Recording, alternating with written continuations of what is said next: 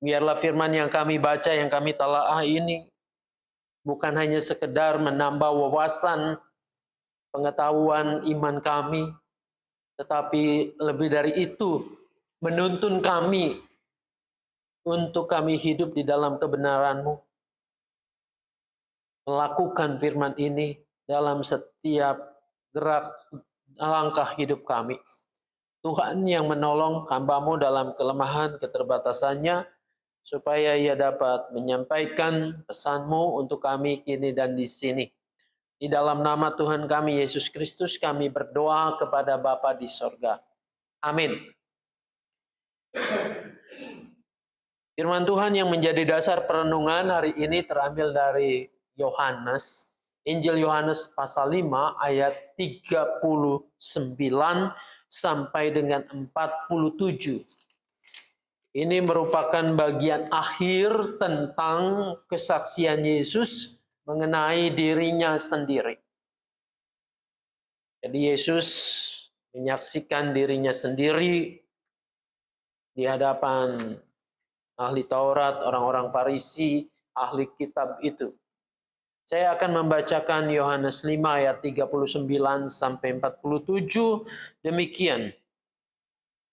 Kamu menyelidiki kitab-kitab suci, sebab kamu menyangka bahwa olehnya kamu mempunyai hidup yang kekal. Tetapi walaupun kitab-kitab suci itu memberi kesaksian tentang aku, namun kamu tidak mau datang kepadaku untuk memperoleh hidup itu. Aku tidak memerlukan hormat dari manusia, tetapi tentang kamu memang aku tahu bahwa di dalam hatimu kamu tidak mempunyai kasih akan Allah. Aku datang dalam nama Bapakku dan kamu tidak menerima aku. Jikalau orang lain datang atas namanya sendiri, kamu akan menerima dia. Bagaimanakah kamu dapat percaya?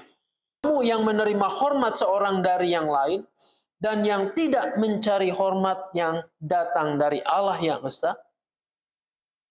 Jangan kamu menyangka bahwa aku akan mendakwa kamu di hadapan Bapa. Yang mendakwa kamu adalah Musa, yaitu Musa yang kepadanya kamu menaruh pengharapanmu. Sebab jikalau kamu percaya kepada Musa, tentu kamu akan percaya juga kepadaku, sebab ia telah menulis tentang aku. Tetapi jikalau kamu tidak percaya akan apa yang ditulisnya, bagaimanakah kamu akan percaya akan apa yang kukatakan? Sampai di sana yang berbahagia, yang mau percaya, belajar, memelihara firman Tuhan di dalam kehidupan sehari-hari. Haleluya. Ibu Bapak yang dikasihi dan mengasihi Tuhan Yesus. Bagian yang tadi kita baca adalah bagian akhir dari perdebatan Yesus dengan orang-orang Farisi mengenai apa yang disaksikan oleh Yesus sendiri.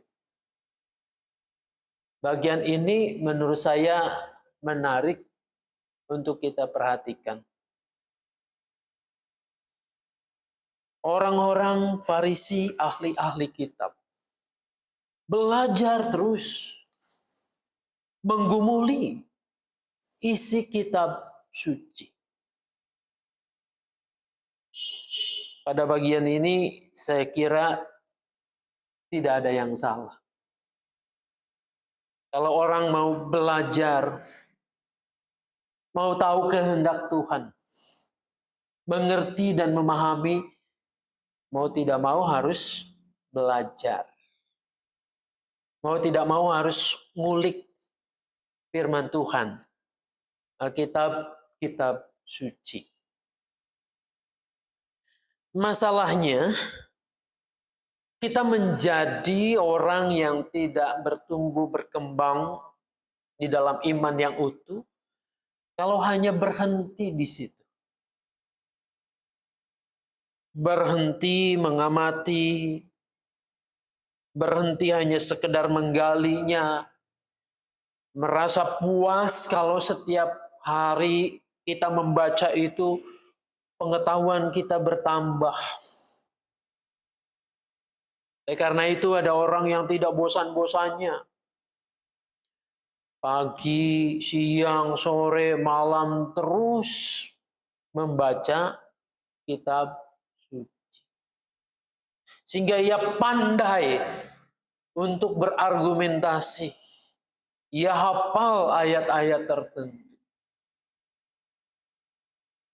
Padahal ini baru separuh, baru awal. Yang ideal kan bukan hanya berhenti, kita baca, belajar, kita pandai dan tahu, wawasan kita bisa menjadi luas. Buat apa kalau tidak diperagakan? Kalau tidak dilakukan dalam hidup sehari-hari.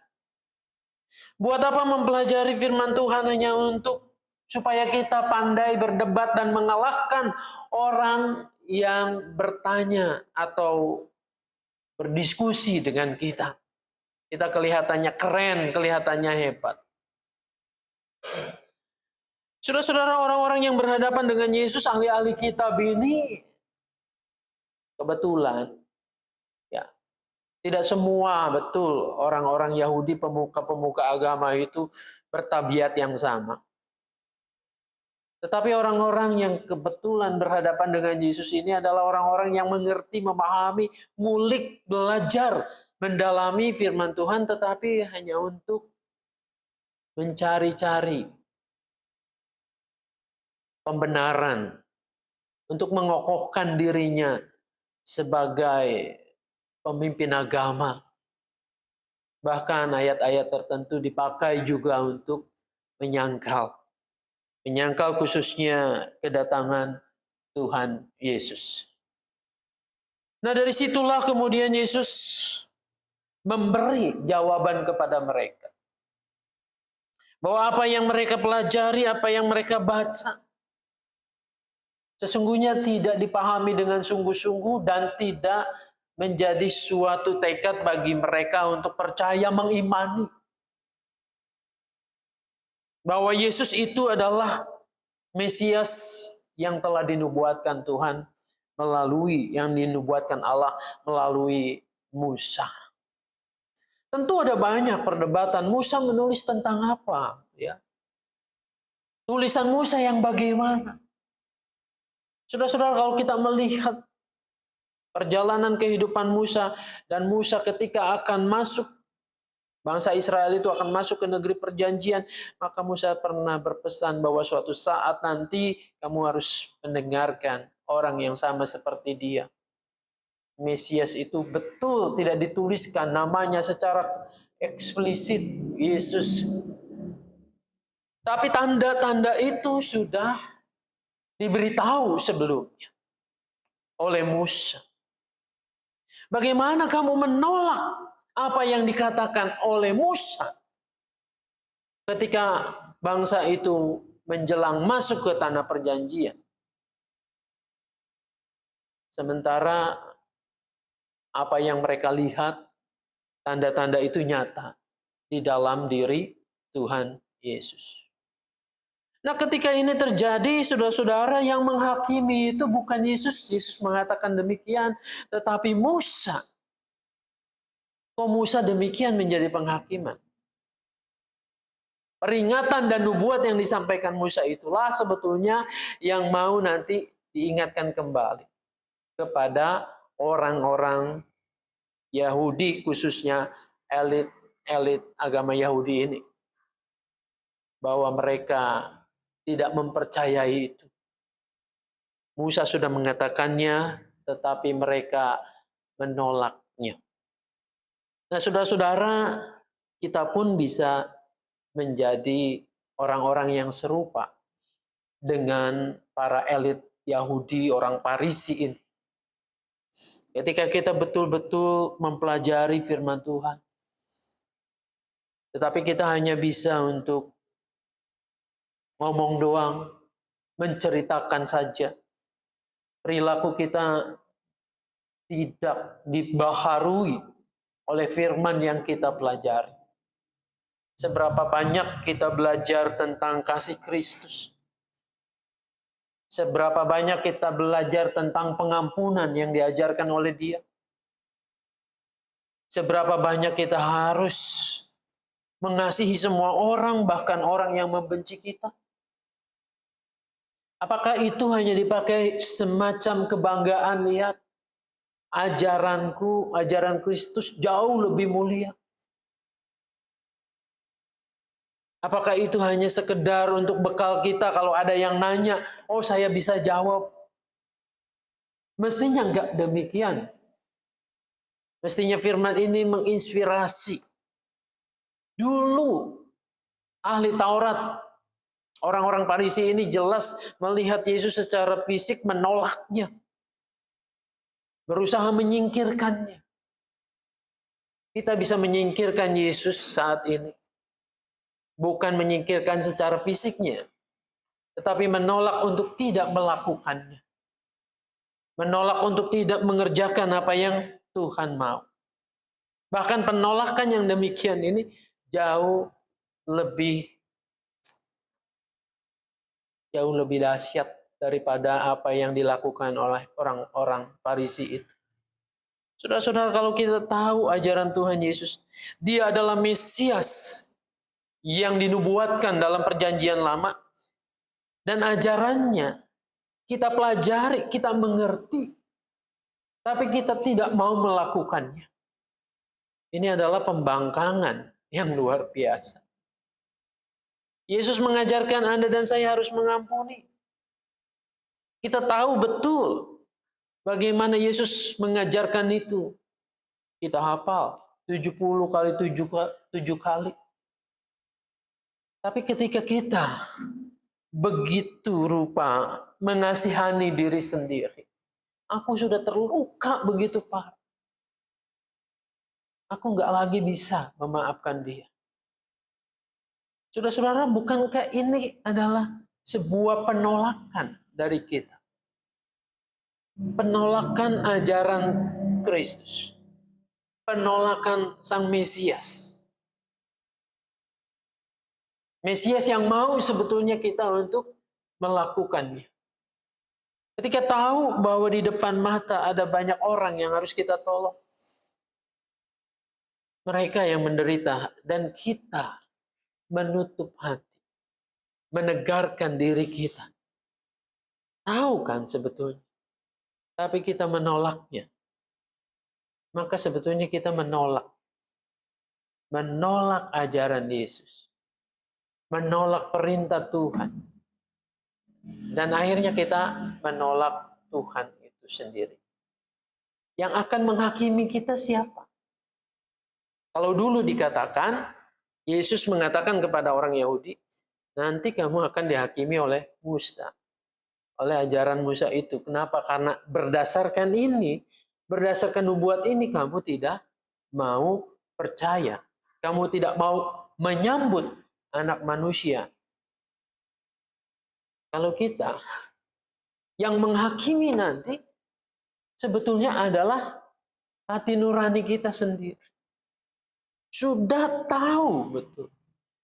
Yesus menginginkan kita menjadi anak-anak Tuhan yang baik. Tetapi ketika kita yang sudah tahu ini tidak mau mengerjakannya, maka yang menghakimi kita adalah ya nurani kita sendiri. Ajaran Yesus itu kita tidak melakukannya. Biarlah kita tidak hanya terjebak kalau dalam pembacaan ini untuk menyalahkan orang-orang Farisi. Kok kenapa sih susah sekali untuk menyambut menerima Yesus? Kita tidak terjebak pada, oh saya ingin belajar begitu banyak. Alkitab itu bagus. Tapi hanya sekedar supaya orang lain tahu bahwa saya tahu. Bukan itu. Tapi bagaimana sebanyak mungkin kita tahu dan sebanyak mungkin kita juga mau melakukannya. Biarlah Tuhan menolong, memberkati kita menjadi manusia yang utuh. Tahu mengerti firman Tuhan dan mau melakukannya dalam hidup sehari-hari. Itulah cara kita menyambut Sang Mesias itu. Tuhan Yesus menolong memberkati kita. Amin. Mari kita berdoa. Bapa di dalam surga, dalam keterbatasan kami, biarlah Roh Kudus menolong kami untuk menjadi pelaku firman-Mu. Tidak hanya kami cakap, belajar, membaca, mengetahui isi Alkitab, tetapi kami dimampukan untuk secara sungguh-sungguh melakukan firman ini dalam hidup sehari-hari. Supaya kami tidak menjadi orang-orang yang munafik. Dalam nama Tuhan kami Yesus Kristus kami berdoa. Amin.